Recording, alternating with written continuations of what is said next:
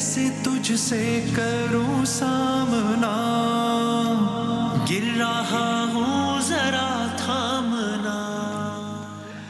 جناب علی خوش آمدید کہتے ہیں آپ کو نشریات میں ایک بار پھر۔ وظائف کا ہمارا یہ سیگمنٹ ہوتا ہے۔ جناب قبلہ مفتی سہیل احمدی صاحب ہمارے ساتھ ہوتے ہیں۔ حضور السلام علیکم۔ وعلیکم السلام ورحمۃ اللہ وبرکاتہ۔ مزاج بخیر؟ بار بار روزہ آ گیا جی؟ الحمدللہ، پتہ ہی نہیں چل رہا۔ انشاءاللہ اللہ تعالیٰ بہت آپ ٹھیک ہیں؟ خیریت؟ الحمدللہ رب العالمین، الحمدللہ رب العالمین۔ آتے ہیں جی سوال کی طرف آتے ہیں۔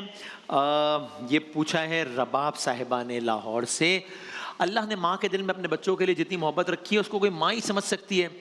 وہ زندگی بھر بچے کے لیے تکلیف اٹھاتی ہے، ہنسی خوشی تکلیف برداشت کرتی ہے تاکہ بچہ زندہ رہے، بچہ خوش رہے، لیکن اگر کسی کا بچہ ہی مر جائے تو جدائی کی یہ تکلیف شاید ان تمام تکالیف پر بھاری ہے۔ میرے پیدر پہ 2 بچے بچپن ہی میں فوت ہو گئے ہیں۔ اب حال یہ ہے کہ میں اس وقت لاولد ہوں، کوئی دعا بتائیے کہ صبر آ جائے اور اللہ خوشیاں عطا فرمائے۔ یہ تو اب ایک صدمے کی انتہا ہے جو ایک ماں کو، مجھے پڑھتے ہوئے کچھ عجیب سا محسوس ہو رہا تھا، کہیے گا اس پہ کیا؟ اچھا، بندہ یہ پڑھ بھی نہیں سکتا؟ ہاں واقعی پڑھتے ہی مجھے عجیب سی۔ بسم اللہ الرحمن الرحیم، صلی اللہ علیہ وآلہ وصحبہ وبارک وسلم۔ سب سے پہلے تو یہ دعا کرتے ہیں کہ اللہ رب العالمین ہماری اس بہن کو اور ان کے علاوہ کسی بھی بہن کا یہ معاملہ ہے تو صبر عطا فرمائے، الہ آمین، اور اللہ رب العالمین انہیں اس کا نعم البدل عطا فرمائے، الہ آمین انشاءاللہ۔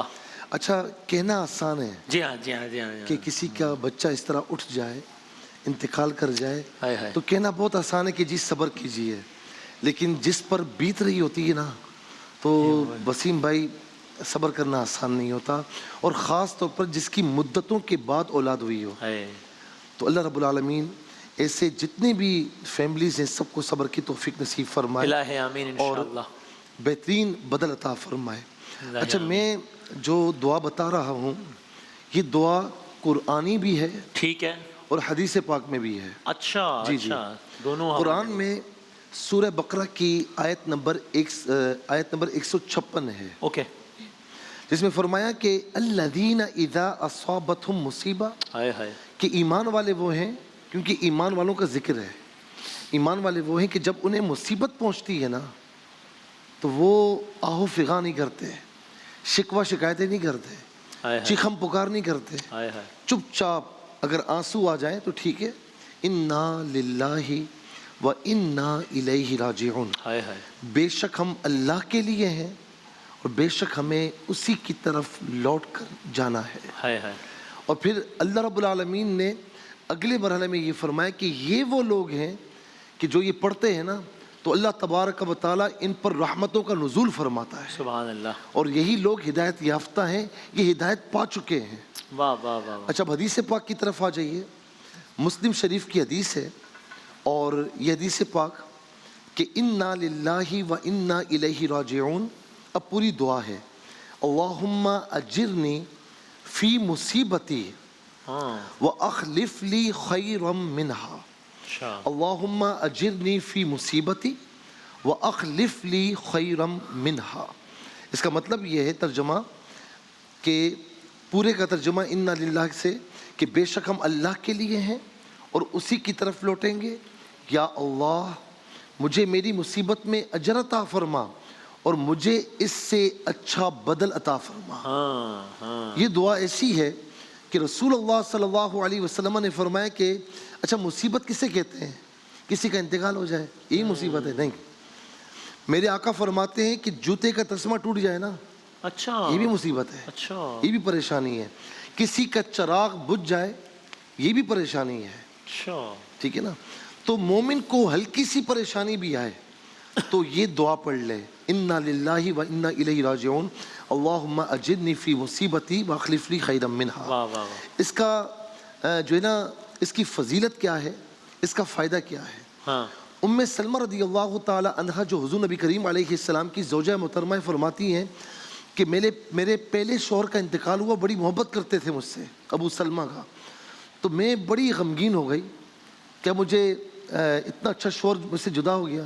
کہا کہ مجھے رسول اللہ علیہ السلام کی حدیث پاک یاد آئی تو میں نے یہ پڑھ لیا، اور عدت گزرنے کے بعد میرے وہم و گمان میں بھی نہیں تھا کہ مجھے کائنات کے محبوب علیہ السلام کی زوجیت میں ہونے کا شرف عطا ہو گیا. کیا بات. اور اسی لیے میرے آقا فرماتے ہیں کہ انا للہ و انا الیہ راجعون. جو مصیبت کے وقت پڑے گا اللہ تبارک و تعالیٰ اس سے جنت میں گھر عطا فرمائے گا. کیا بات. اور میں یہاں پر اولاد کے حوالے سے بھی عرض کروں کہ جن کی اولاد اس طرح بچپن میں چلی جائے نا, صبر کا مقام تو ہے, صبر جمیل کریں, اس کا اجر کیا ملے گا؟ یہ بچہ روز قیامت حدیث پاک کے مطابق جنت میں اس وقت تک نہیں جائے گا جب تک اپنے ماں باپ کو لے کر نہ جائے. اللہ اللہ اللہ اللہ اللہ اکبر. کیا کہنا ہے, کیا کہنا ہے. جزاک اللہ. اب میں ایک اور سوال بھی, چونکہ بہت سارے سوالات آتے ہیں تو وہ اکثر لوگ یہ نیند کے حوالے سے کہ جی ایک پرسکون نیند کے لیے ذہن بہت منتشر رہتا ہے تو ایک پرسکون نیند نہیں آتی, وقت پہ نہیں آتی, کیا اس کے لیے کوئی ہے کوئی اس طرح کوئی پڑھا؟ یہ تو ہمارے معاشرے کا بڑا مسئلہ بنا ہوا ہے, نیند نہیں آتی. ہاں نیند کا خمار ہوتا ہے, نیند نہیں آتی. ہاں جی جی. اچھا ایک بات اور بھی عرض کر دوں, یہ دعا جب پریشانیوں پڑھ لیں, ویسے اس بہن کے لیے کہوں گا کہ فجر کے بعد اور عشاء کے بعد 11 مرتبہ اول آخر 3 بار درود شریف کے ساتھ پڑھ لیا کریں. صحیح. اچھا اب آ جائیں جن کو نیند نہیں آتی, پہلے تو میں دوا بتاؤں گا ٹھیک ہے کہ سونے سے پہلے نا وضو کر لیں. واہ واہ واہ. یہ کر کے دیکھیں آپ. اچھا جی مدد جی ملے گی. ہاں, اچھا وضو کر لیں اور اس کے بعد نا اپنے ذہن کو تمام پریشانیاں, تمام تفکرات, تمام خیالات سے بالکل علیحدہ کر لیں. صحیح ہے. سوچے نہیں, یہ سوچے لامحدود ہوتی ہے جو سونے نہیں دیتی. یہ کام کر لیں اور اس کے بعد کچھ اور نہیں کرنا, آپ نے 7 مرتبہ سورہ الم نشرح پڑھنی ہے. اچھا الم نشرح لک صدرک. کیا ہم نے آپ کے لیے آپ کا سینہ کشادہ نہیں فرمایا؟ وَوَضَعْنَا عَنْكَ وِزْرَكَ, اور ہم نے آپ کا بوجھ نہیں اتارا. الَّذِي أَنْقَضَ ظَهْرَكَ, جس نے آپ کی پیٹھ کو جھکا دیا تھا. وَرَفَعْنَا لَكَ ذِكْرَكَ, ہم نے آپ کے ذکر کو بلندی عطا نہیں فرمائی. فَإِنَّ مَعَ الْعُسْرِ يُسْرًا إِنَّ مَعَ الْعُسْرِ يُسْرًا, بے شک ہر مصیبت کے بعد آسانی ہے, بے شک ہر مصیبت کے بعد آسانی ہے. فَإِذَا فَرَغْتَ فَانْصَبْ, جب آپ فارغ ہو عبادت سے تو دعا کیجئے. وَإِلَىٰ رَبِّكَ فَارْغَب, اپنے رب کی طرف رغبت کیجئے. کیا بات ہے. یہ 7 مرتبہ پڑھیں. میں نے ایک مرتبہ ایک بندے کو بتایا, اس نے کہا مفتی صاحب نہیں ہوگا. میں کر کے دیکھو. آپ یقین کریں, کہتا ہے کہ 7 مرتبہ پوری نہیں ہوتی, مجھے نیند آ جاتی ہے. اچھا جی جی. اور اول آخر درود شریف پڑھ لیں. کیا بات ہے بھائی, بڑا زبردست ہے نا. اس کو بہت سارے لوگ اس کو ٹرائی کر سکتے ہیں انشاءاللہ. جزاک اللہ, بہت نوازش, بہت شکریہ. ہم انشاءاللہ روزانہ کی بنیاد پہ کوشش کریں گے آپ کے وظائف جتنا دامر کی گنجائش ہوتی ہے جتنے زیادہ ہم پوچھ سکیں وہ مفتی سہیل احمدی صاحب سے پوچھیں گے انشاءاللہ. آپ اپنے وظائف جو آپ چاہتے ہیں وہ سوالات کی صورت میں بھیجتے رہیے. ایک بریک کے بعد ہمارا نعتیہ مقابلہ ہے انشاءاللہ. ماہ رمضان یوں آ گیا, بن کے رحمت یہ پھر چھا گیا. کیسے تجھ سے کروں